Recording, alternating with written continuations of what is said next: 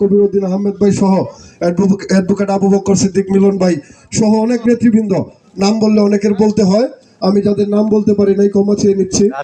যেহেতু নির্বাচনী উঠান বৈঠক, আমি সংক্ষিপ্তভাবে দু একটি কথা বলবো, কিন্তু বলার আগে 5 আগস্টের আগে দু একটি কথা বলতে চাই।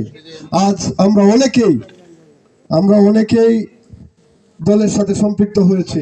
অতীতে এই আউলিয়াপাড়া এবং বর্তমানে ওই আউলিয়াপাড়া বিএনপির উর্বর ভূমি।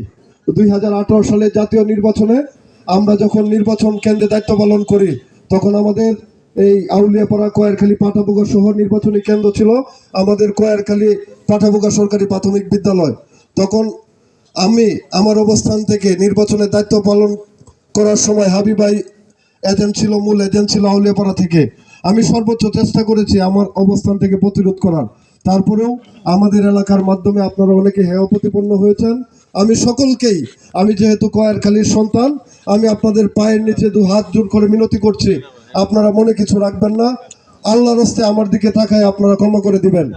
আর আমরা বাংলাদেশ জাতীয়তাবাদী দল বিএনপি থেকে কিশোরগঞ্জ সদর হোসেনপুর আসনে যিনি দানের শীষের মনোনীত প্রার্থী জনাব মাজারুল ইসলাম মাজার ভাই অত্যন্ত নর্ম এবং ভদ্র মানুষ।